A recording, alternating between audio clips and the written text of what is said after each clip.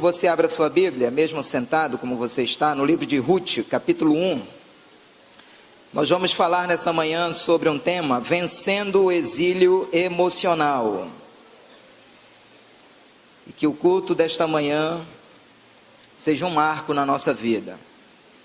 Que o Espírito Santo venha nessa manhã, proporcionando um antes e um depois na nossa vida, em nome de Jesus. Livro de Ruth, capítulo 1. Nós vamos ler do versículo de 1 a 5. Acharam? Livro de Ruth.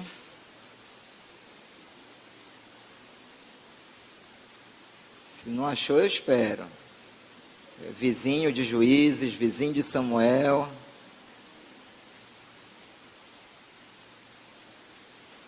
Amém? Ruth capítulo 1, vamos ler do versículo de 1 a 5, que diz assim: Nos dias em que julgavam os juízes, houve fome na terra, e um homem de Belém de Judá saiu a habitar na terra de Moabe com sua mulher e seus 2 filhos. Este homem se chamava Elimeleque e sua mulher Noemi. Os filhos se chamavam Malom e Quilion, efrateus de Belém de Judá. Vieram à terra de Moabe e ficaram ali. Morreu Elimeleque, marido de Noemi, e ficou ela com os seus 2 filhos, os quais casaram com mulheres moabitas. Era o nome de uma órfã e o nome de outra Ruth. E ficaram ali quase 10 anos. Morreram também ambos, Malom, Quilion, ficando assim a mulher desamparada de seus 2 filhos e de seu marido. Vamos orar. Senhor, muito obrigado por esta manhã. Nós reconhecemos a grandeza do Senhor sobre nós, pelo simples fato de estarmos aqui, debaixo da graça e da misericórdia do Senhor. Obrigado, Senhor, pela tua presença também neste lugar. Eu não tenho dúvida da presença do teu Espírito no nosso meio, mas a minha oração, Senhor, é pedindo que o Senhor fale ao nosso coração. Que as minhas palavras, Senhor, sejam transformadas por Ti em sementes para os nossos corações nessa manhã. Que as minhas palavras, Senhor, sejam banhadas de graça, de unção, de autoridade, para que ela possa produzir o efeito no nosso coração. Eu sou um mero porta-voz da Tua palavra nessa manhã, Senhor. Unge os meus lábios, Senhor, para que o Teu nome, somente o Teu nome, seja poderosamente glorificado, Senhor, nessa manhã, nessa tarde e nesta noite. Em nome de Jesus, diga amém. Quantos já tiveram a oportunidade de ler alguma vez o livro de Ruth? Quem já teve? Ok. Irmãos, o livro de Ruth é um livro interessante, porque é um livro que fala de uma história que tem início, meio e fim. E nós estamos aqui diante de um cenário onde uma família aparentemente vivia maravilhosamente em Belém de Judá. E aquela família então foi assolada por um momento, por um tempo, por uma época de crise que houve em Belém de Judá. Pastor, que crise foi essa? A terra foi assolada por uma fome sem precedente. E o que aconteceu? Essa família, a família de Noemi, casada, essa mulher casada com Elimeleque, essa família tomou uma decisão. E eu até entendo por que essa família tomou uma decisão, e eu acho que qualquer pai de família sensato faria o que eles fizeram, em nome da sobrevivência. Talvez para evitar o risco de passar uma fome e ver os seus filhos sofrendo, essa família tomou uma decisão de se mudar, e se mudou para as terras de Moabe, basicamente assim, se mudou para um outro país, para uma outra terra, para um outro lugar. Pasmem os irmãos, esta família, a partir de agora, a partir dessa mudança, estaria fadada a sofrer uma série de infortúnios que acertou em cheio essa família. Eu começo dizendo que o primeiro momento que abalou essa família foi exatamente esse processo de mudança, porque isso é assustador para qualquer pai de família, ter que deixar a sua terra, a sua casa, os seus negócios, os seus amigos, e se mudar para um outro país, basicamente para começar tudo do zero. Imagine você, pai de família, tendo que deixar tudo em Belém, seu emprego, seus negócios, sua igreja, sua célula, seu discipulador, para tentar a vida na Índia, para tentar a vida na África. Isso é assustador para qualquer pai de família. Se não bastasse, queridos, essa família também teria que enfrentar o processo da adaptação. Porque não é fácil você chegar num outro país, numa outra terra, uma cultura diferente, uma linguagem diferente, deuses diferentes, e você ter que procurar uma casa, você ter que procurar um emprego, você ter que se adaptar a essa nova realidade. Mas o abalo não para aí. Se não bastasse, o marido de Noemi morre nessa terra distante. E essa mulher agora fica viúva, com 2 filhos para criar. Se em Israel isso já era uma humilhação, ser uma viúva, imagine num país distante. O tempo passou, amados, e os 2 filhos de Noemi, Malom e Quilion, se casaram com 2 mulheres moabitas, o que seria também para essa família uma tragédia. Pastor, por que uma tragédia? Porque ali estavam os filhos de Noemi passando por cima de toda uma cultura religiosa que eles receberam, quebrando princípios, desfazendo os mandamentos da palavra do Senhor, e isso lá na frente iria desencadear um conflito familiar. Porque imagine os 2 filhos de Noemi, já agora casados com mulheres moabitas, gerando filhos, e esses filhos crescendo e perguntando: papai, por que o senhor casou com uma mulher moabita? Porque conhecendo a nossa história, conhecendo a nossa identidade, o povo de Deus, o povo de Israel não deveria casar com mulheres de outros povos. Se não bastasse, queridos, o tempo passou e os 2 filhos de Noemi também morrem. E essa mulher agora se encontrava em casa, com mais 2 viúvas, 3 viúvas morando dentro de uma casa. E na altura dessa introdução tem uma pergunta aqui que não quer calar: e agora? Faça essa pergunta, pastor, e agora? Não ouvi direito. Pergunte aí para o irmão: e agora, José? Que fazer em momentos como esse? Longe da sua terra natal, Noemi já idosa, sua idade avançada, sem sustento, sem herança, e para completar a cereja do bolo, uma alma amargurada e depressiva. Foram todos esses acontecimentos que levaram Noemi a viver um verdadeiro exílio emocional. Eu diria que é exatamente aqui, ao meu ver, é exatamente aqui o ponto de partida para uma depressão.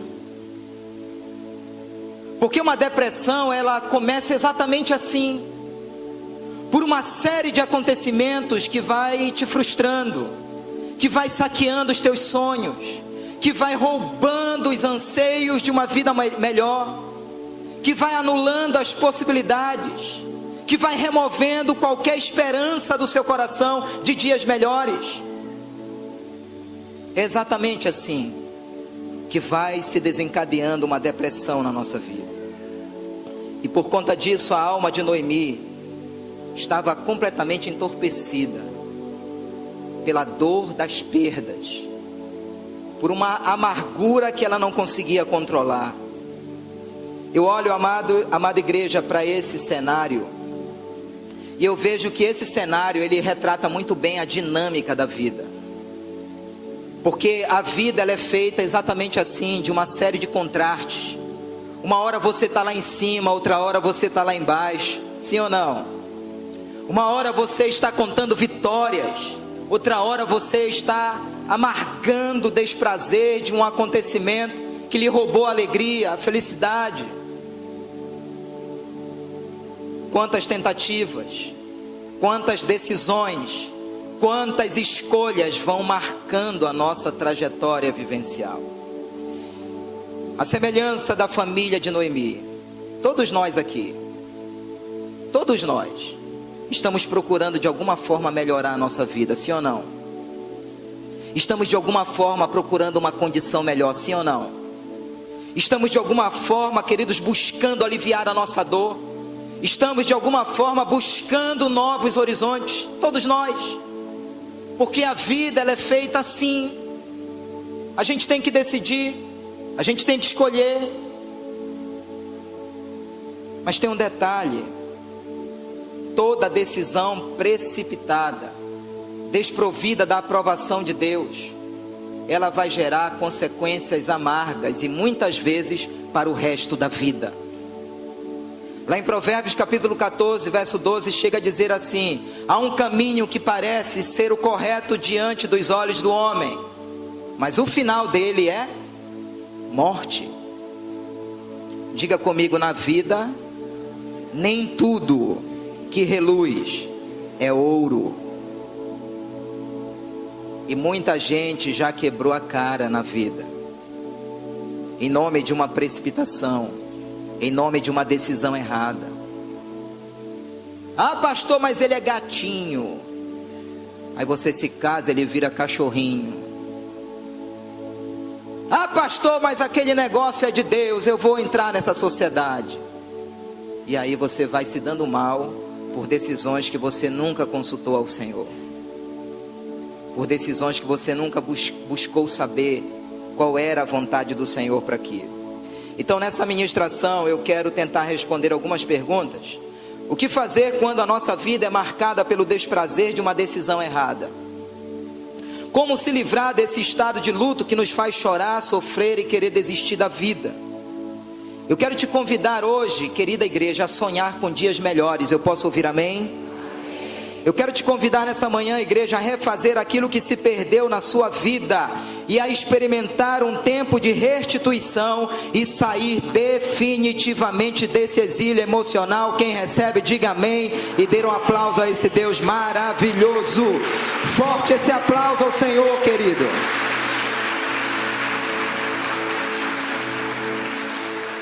Eu sinto a presença de Deus nessa manhã, nesse lugar. Em primeiro lugar, diga comigo, em primeiro lugar, decida recomeçar. Esse é o ponto de partida para sair de um exílio emocional. Esse é o primeiro passo. Nada vai acontecer se você não decidir recomeçar. E com muita propriedade eu posso lhe dizer aqui, em nome de tantos testemunhos e histórias que eu conheço, que nunca é tarde para recomeçar. Eu vejo isso aqui no capítulo 1 de Ruth, no versículo 6, quando a Bíblia diz assim: então se dispôs ela, no caso Noemi, com as suas noras, e voltou da terra de Moabe, porquanto nesta ouviu que o Senhor se lembrara do seu povo, dando-lhe pão. Aqui, se dispôs, ela decidiu, tomou a decisão: eu vou voltar, eu vou regressar. Sabe, amados, eu olho para isso aqui, eu olho para a vida de Noemi, eu olho para esse posicionamento de Noemi, e sabe o que eu aprendo aqui? Que não adianta fugir dos problemas, não. A gente tem que enfrentá-los de frente. Enfrentá-los de frente? Acho que é só enfrentá-los, né? Não adianta fugir dos problemas. Eu lembro de um amigo que uma vez disse que quando o problema vem da esquerda, fuja para a direita.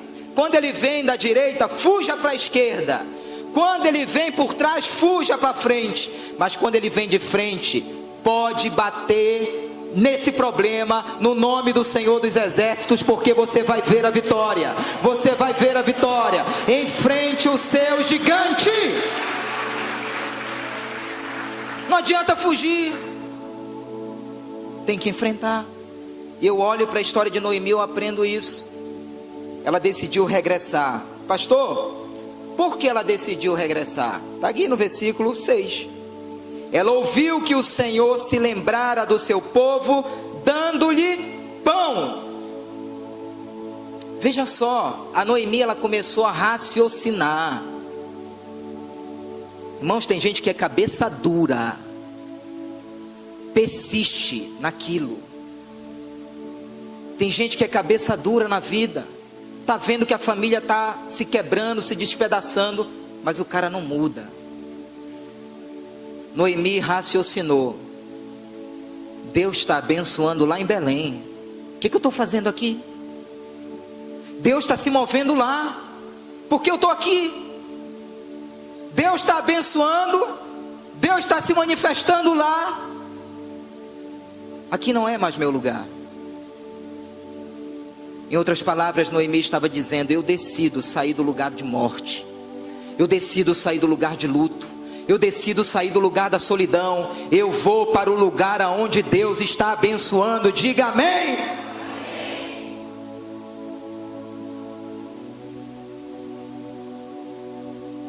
Isso é um desafio para aqueles que estão no adultério, para aqueles que estão na mentira, para aqueles que estão no engano, para aqueles que estão no pecado. Porque Deus não pode abençoar alguém que permanece nessa terra do pecado.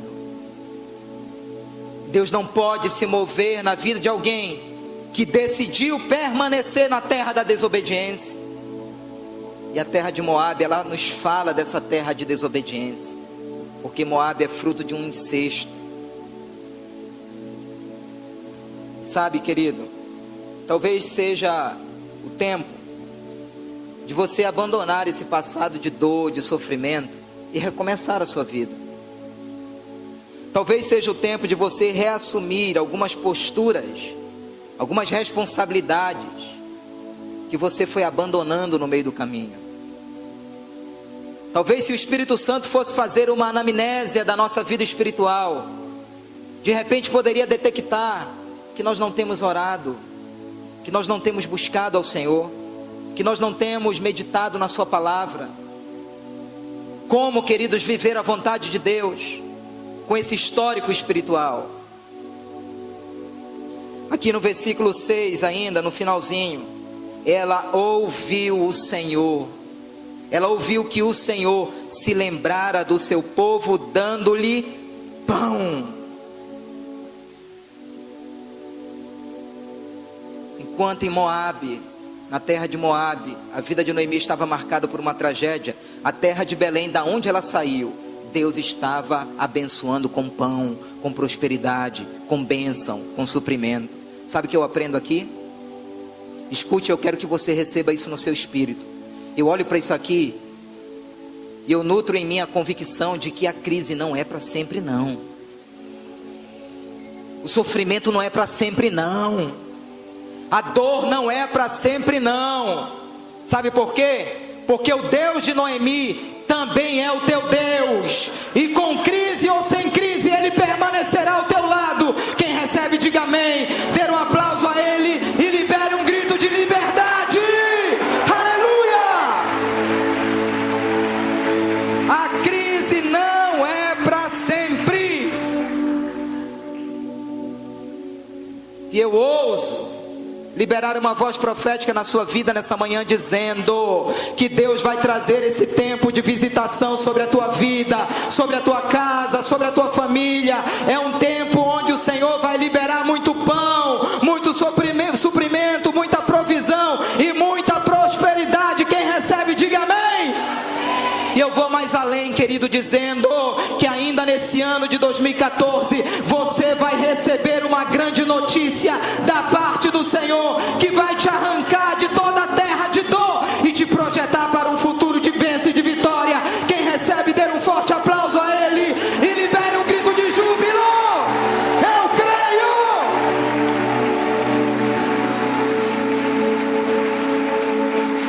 Diga para 3 pessoas: receba esse tempo novo na sua vida, querido. É tempo de pão na sua vida. Aleluia. Nosso Deus, igreja, é socorro bem presente na hora da angústia.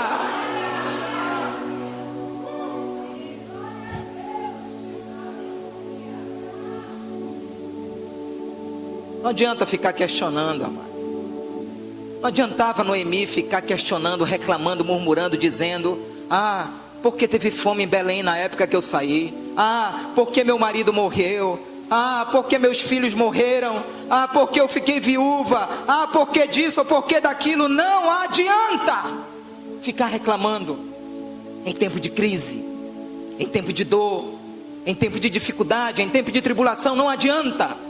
O que mais Noemi precisava naquele momento era de paz de espírito e equilíbrio emocional, coisas que somente Deus pode gerar no coração do homem.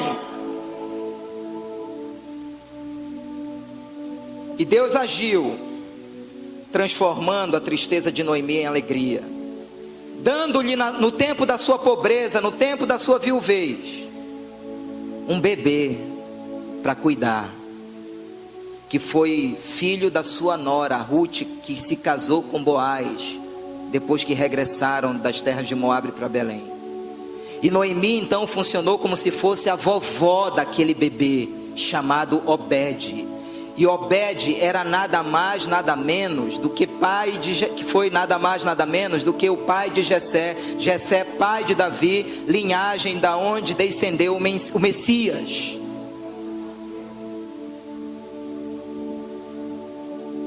Não adianta ficar reclamando do leite derramado. Tem muita coisa, querido, que você não vai entender, e não vai mesmo, mas lá na frente tudo vai se ligar. Todos os pontinhos vão se ligar, todos. Então o que é mais importante, o que é mais preocupante não é a crise que você está passando em qualquer área da sua vida. O que é mais preocupante é como será o seu comportamento diante dessa crise. É como será a sua postura diante dessa luta, diante dessa batalha. Então não adianta, amados, ficar chorando pelo leite derramado. Não adianta. Ficar olhando para o passado e ficar choramingando. Não adianta. Esses dias, acho que 15 dias atrás, eu fui na casa da mamãe, matar saudade do sofá, da época de solteiro, e deitei lá no sofá. E depois que eu saí, eu vi na parede da sala uma foto, que tem mais ou menos uns 30 anos essa foto. Já botaram aí, foi? Meu Deus. Essa foto aí tem mais ou menos uns 30 anos. E eu vi lá na sala da casa da mamãe. E aí eu peguei o meu celular e bati. E postei isso no Facebook. Irmãos, eu tenho Face, viu? Me adicione lá. E aí eu coloquei assim: decifre esse enigma. Quem são estes? Mas a maioria dos comentários, pastor Jefferson, foi sobre os meus cabelos.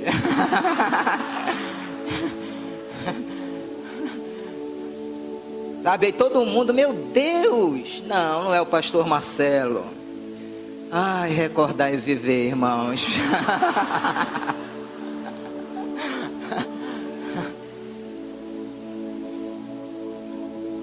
Agora imagine, irmãos, o pastor Marcelo deprimido, oprimido, em depressão, por causa desses lindos e sedosos cabelos do passado. Graças a Deus que a pastora Andresa me conheceu cabeludo. Então estou garantido já no casamento. Mas eu me lembro de uma situação que ocorreu aqui na IBMA. E quem recebeu esse jovem foi o pastor Flávio. E esse jovem chegou aqui, coisa de 10, 15 anos atrás, deprimido, porque estava ficando careca. Esse culto é terapêutico, viu, irmãos? Deprimido, assim, para baixo, arrasado, para conversar com o pastor Flávio. E o pastor Flávio, na mesma hora, pegou no braço daquele rapaz e disse: olha, eu vou te levar com outro pastor, que vai ministrar na tua vida.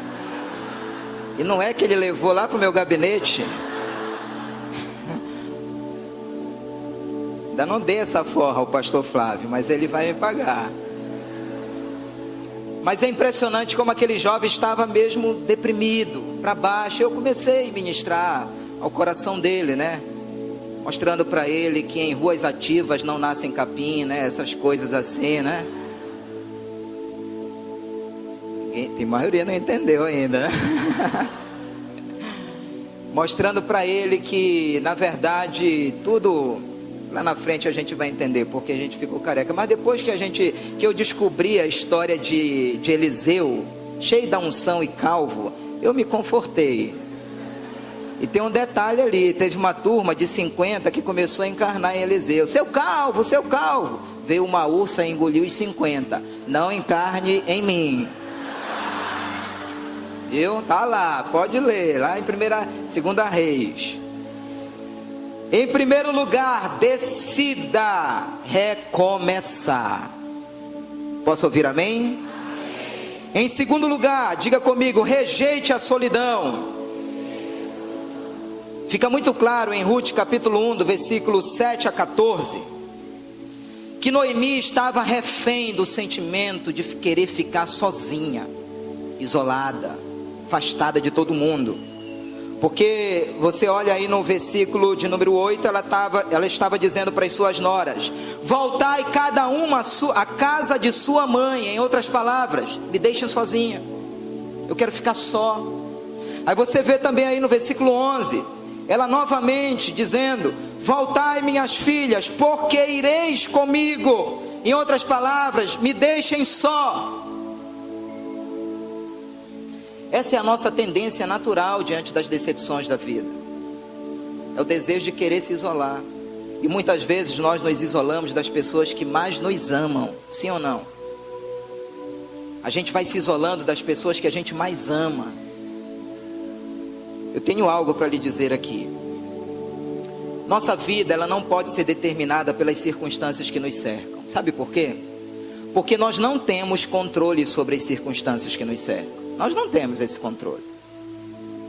Muitas vezes, de evitar que soframos um acidente, de evitar a perda de um ente querido, nós não temos como controlar as circunstâncias que nos cercam.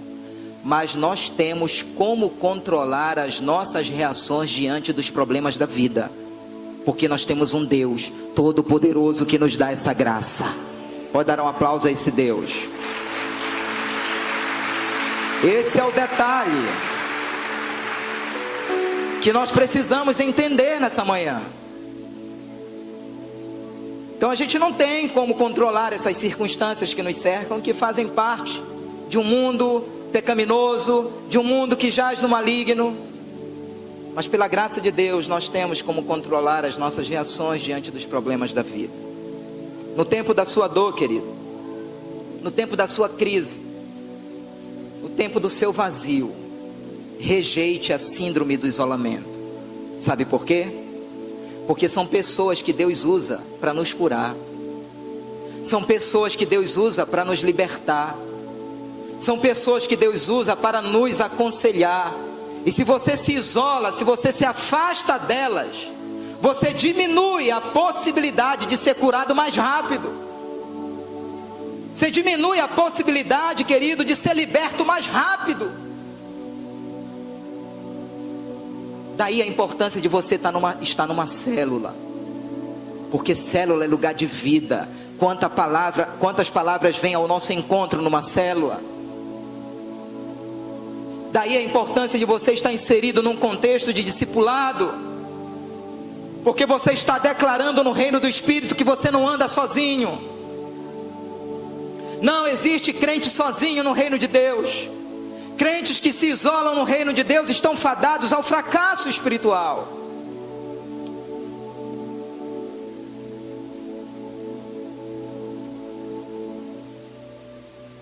Eu quero declarar que no tempo da sua dor, da sua crise, Deus vai colocar algumas Ruths no seu caminho. Deus vai colocar alguns instrumentos no seu caminho. E sabe o que é curioso? É que muitas vezes esses instrumentos já passaram pelas mesmas dores que nós estamos passando, ou até pior. Porque Ruth também tinha perdido o seu marido e nem a oportunidade de filhos ela teve. E agora Ruth se levanta das cinzas e desse luto e começa a ser uma boca profética na vida da sua sogra Noemi. E começa a ser uma boca de Deus na vida da sua sogra. Aleluia. Pastor, onde está isso? Ruth capítulo 4. Que coisa linda isso aqui. Ruth capítulo 4, versículo 15. Olha o que foi dito a respeito de Noemi. Sabe aquela criança que eu falei que estaria nascendo? Obede. Ele será, Noemi, restaurador da tua vida e consolador da tua velhice, pois tua nora que te ama, o deu à luz, ela te é melhor do que 7 filhos. E a figura do 7 aqui é a figura da plenitude, da perfeição, do melhor de Deus para a nossa vida. Os propósitos do Senhor não se encerram quando algo foge do planejado. Os planos do Senhor não acabam quando algo foge daquilo que foi planejado. Noemi planejou se mudar, deu algo errado, mas isso não significa que os planos de Deus se encerraram, não, porque o nosso Deus transforma a maldição em bênção, transforma a tristeza em alegria. Me lembro de uma história que um rei não acreditava que Deus era bom, e ele tinha um súdito, e esse súdito em todo o tempo estava ministrando ao coração desse rei, dizendo: meu rei, Deus é bom, Deus é muito bom. E o rei sempre se irritava com aquelas palavras, porque ele não acreditava que Deus era bom, que Deus é bom. E certa vez aquele rei saiu para caçar e levou seu súdito, e no meio daquela caça, uma fera da floresta atacou o rei. E aquele súdito prontamente se atracou com aquela fera da floresta, talvez um leão, um urso, sei lá, e conseguiu livrar o rei da morte. Mas aconteceu que aquele leão comeu o dedo mínimo do rei, e o rei ficou furioso, dizendo: como é que você diz que Deus é bom? Olha eu agora sem dedo. Como é que você ousa ficar dizendo todo o tempo isso para mim, que Deus é bom? E aquele súdito dizendo: meu rei, você poderia ter morrido, foi só um dedo, Deus é muito bom, Deus poupou a sua vida. Mas aquele rei indignado mandou prender aquele súdito na pior cela daquele reinado, e o súdito ficou preso. Passou um tempo, o rei saiu novamente para caçar, e ele foi nesse dia sozinho caçar. E no meio daquela caça, uma tribo indígena que tinha rituais de canibais pegou aquele rei e foi levar aquele rei para a sua tribo para sacrificá-lo. E eles estavam preparando todo o ritual, toda a cerimônia. Deitaram o rei assim numa cama, numa maca, num negócio lá. E aí, quando eles estavam examinando o corpo do rei, perceberam que ele não tinha o dedo mínimo. E aí o chefe daquela tribo indígena disse: nós não podemos sacrificar esse homem, porque é um sacrifício defeituoso, não podemos, não é um sacrifício perfeito, libera esse homem, manda ele embora daqui. E aquele rei, irmãos, voltou correndo na floresta, e sabe aonde ele foi? Direto naquela cela, e mandou soltar aquele súdito. E ele disse assim: meu amigo, de fato Deus é muito bom, foi por causa desse dedinho aqui que eu não fui morto. Agora eu só não entendo uma coisa: se Deus é tão bom assim, por que tu ficaste preso esse tempo todo aqui? E aquele súdito disse assim: meu rei, Deus é muito bom. Deus é tão bom que ele sabia que se eu tivesse solto e tivesse ido para essa caça com o Senhor, eu estaria preso, e quem sabe eu seria o sacrifício naquela noite, porque eu tenho todos os dedinhos. Diga para 3 pessoas: Deus é muito bom, Ele sabe o que está fazendo.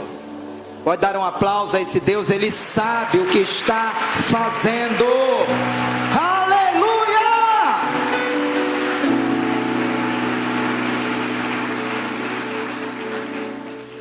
Isto não significa, igreja, que devemos suplantar a nossa dor emocional, porque aqui no versículo 19 diz que Noemi chorou muito. chorou em alta voz. O versículo 14 também diz que ela chorou novamente em alta voz, ela gritou, ela lagrimou, ela soluçou. Ou seja, Noemi não abafou as suas emoções, ela não abafou os seus sentimentos, ela não estancou as suas lágrimas. Tem momentos que tem que chorar sim, tem momentos que tem que botar para fora sim, porque dói, porque fere, porque machucou, porque decepcionou. Mas em Deus, escute, o teu choro pode até durar uma noite, pode ser que nem dure uma noite, pode durar uma noite, mas em Deus a alegria vem de manhã bem cedo, e eu profetizo o raiar desse novo dia sobre a tua vida, onde a tua vida será preenchida com muita alegria. Quem recebe, diga amém. Dê um forte aplauso a esse Deus e libere um grito de liberdade. Aleluia!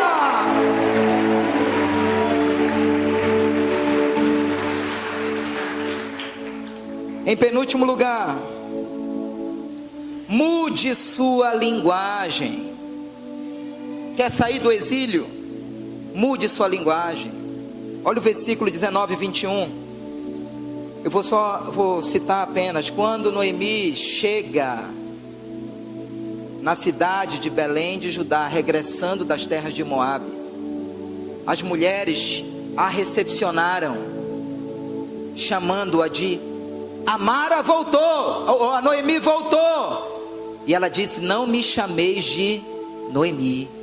Sabe o que significa a palavra Noemi no hebraico? Doçura. Não me chamem mais de Noemi, me chamem de Mara, que significa no hebraico amargura. Eu não sou mais Noemi, disse aquela mulher, porque o Senhor, ela acusou o Senhor, o Deus Todo-Poderoso se manifestou contra mim e tem afligido a minha alma. Quantas pessoas, em nome de lutas tão pequenas, em nome muitas vezes de picuinhas dentro da igreja, em nome de muitas vezes fofoquinhas dentro da igreja, abandonam a igreja, abandonam a fé. Quantos vão acusando o Senhor? Teu problema, meu irmão, a tua luta não está com o irmão A, B e C, ou vizinho A, B e C, ou amigo do trabalho A, B e C, porque a tua luta não é contra carne e sangue, a tua luta é contra as forças espirituais. Pare de estar criticando pessoas, pare de estar julgando pessoas, pare de estar atribuindo a Deus as dores que foram consequências da sua escolha. De que se queixa o homem, senão dos seus próprios pecados, das suas escolhas. Muitas vezes um namoro inconsequente gera uma criança, e esses pais não têm condições de criá-lo, e aí esse filho vai crescendo na rua, se torna um cheira-cola, e muitas vezes as pessoas se levantam dizendo para o pastor e para a igreja: onde é que está Deus? Quando na verdade foi uma irresponsabilidade de um namoro inconsequente e irresponsável.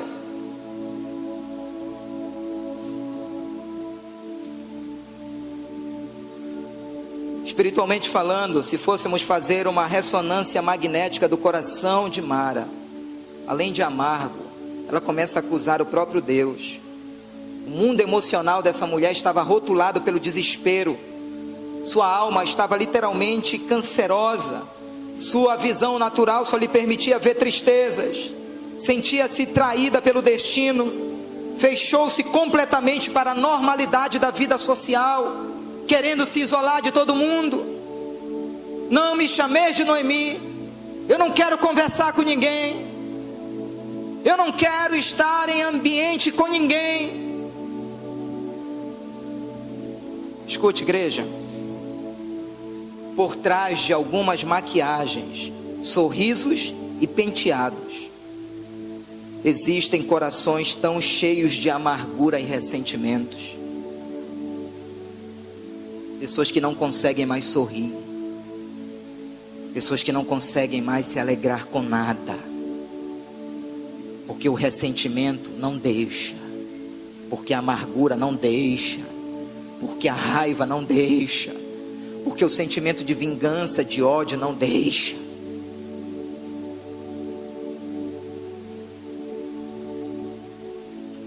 O Deus de Noemi deu uma reviravolta na vida daquela mulher. Ele também é o nosso Deus e pode mudar a nossa história. Ele pode mudar a nossa história. Eu me lembro do meu início, do início da minha vida cristã. Na época nós fazíamos um trabalho muito bonito dentro das escolas de Belém, um trabalho evangelístico. Vocês precisam ver a foto da pastora Rosana na época e vocês vão acreditar que Deus faz milagres.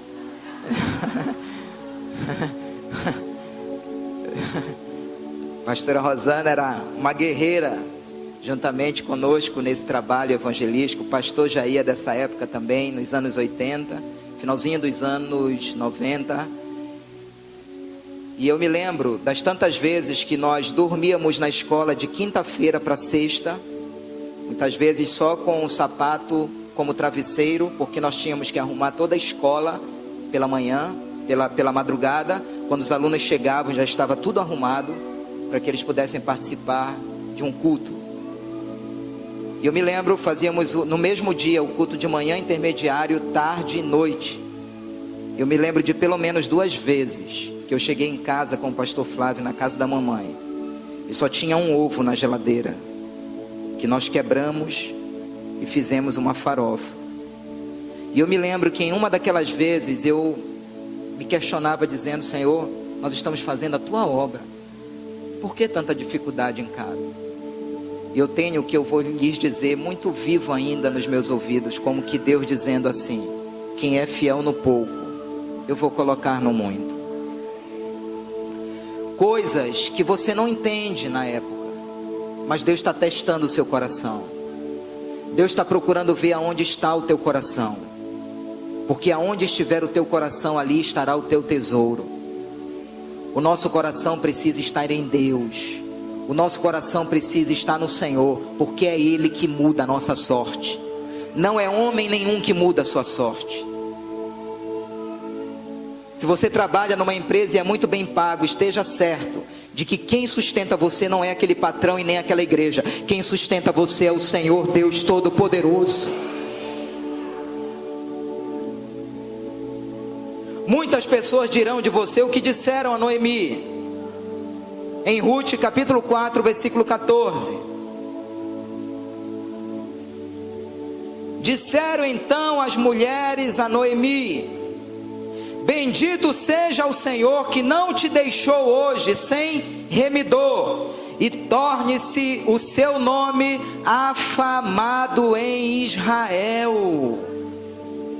Lembram da mulher amarga? Agora teria o seu nome afamado em Israel, teria o seu nome conhecido, engrandecido e exaltado em Israel.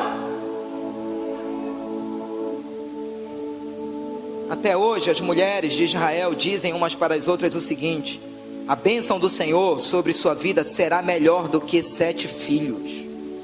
Algumas mulheres em Israel ainda até hoje se cumprimentam dessa forma. Eu já recebi nessa vida de gabinete de atender pessoas, algumas moças e alguns rapazes também, que depois do término do namoro, eu tenho pelo menos uns 4 a 5 registros que dizendo assim: pastor, eu vou me matar, que eu não vou conseguir viver sem ela. Eu confesso que até hoje nenhum que disse se matou, mas a gente não pode duvidar também, né? Mas tem pessoas que elas entram num verdadeiro desespero quando saem de um emprego, quando sofrem um acidente. Parece que a vida acabou, parece que a vida terminou, parece que não tem mais outra alternativa. Pessoas que vão desistindo da vida, desistindo de sonhar. Homens que vão avançando na idade, não conseguem ver uma possibilidade de casar-se com alguém, semelhantemente uma mulher. Mas como é bom esperar no Senhor. Como é bom esperar no Senhor. Porque Deus é bom. No tempo certo, Deus vai revelar todas as coisas, né? Ultimamente a mídia está divulgando, né, que não existe mais hoje em dia mulheres feias. Existem mulheres que não conhecem os produtos Jequiti, não é verdade? Então não tem mais isso, irmão. Não tem mais isso. Se você se sente feia, Deus já criou alguém que vai te amar, que vai gostar de você. Se você se sente feio, você vai, sabe, encontrar, Deus já preparou alguém que vai te amar. Você olha para o meu casamento, o meu e da pastora Andressa, você percebe de cara que eu orei muito e ela orou pouco. Como Deus é bom, irmãos. Como Deus é bom. Diga para o seu irmão, Deus é muito bom, meu irmão.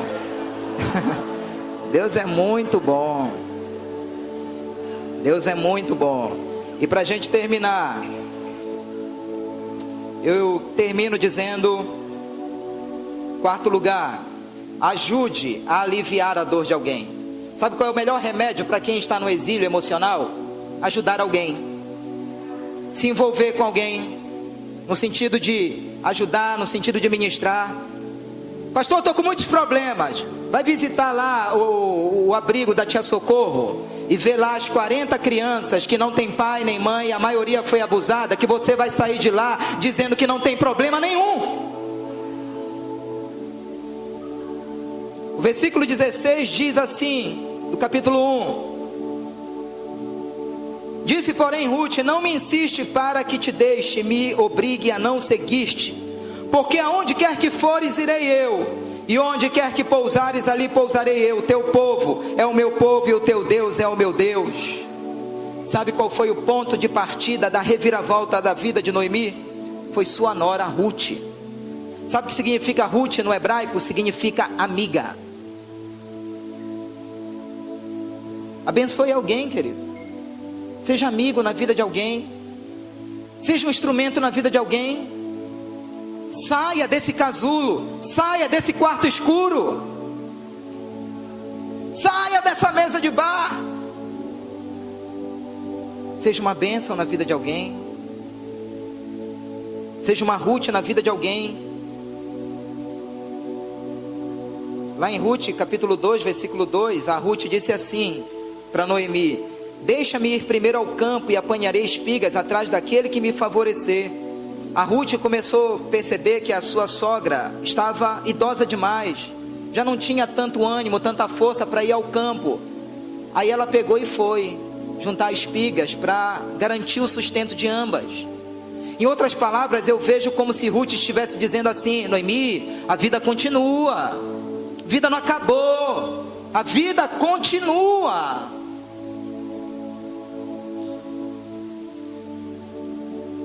Eu termino com essas perguntas aqui. Você estaria disposto a socorrer aqueles que estão trilhando o caminho da frustração e da depressão? Você estaria disposto a investir seu tempo por alguém que está prestes a desistir da vida? Você estaria disposto a dar a alguém um pouco da sua vida sem saber se vai haver alguma recompensa ou retorno? Você estaria disposto a abençoar a vida de alguém, mesmo que isso contrarie seus interesses pessoais, para que ela consiga se erguer de tropeços ou tragédias? Se você está disposto, comece numa célula, comece num discipulado, procure um ministério, procure dar as caras, procure dizer: Senhor, eis-me aqui. Amém? Vamos ficar em pé.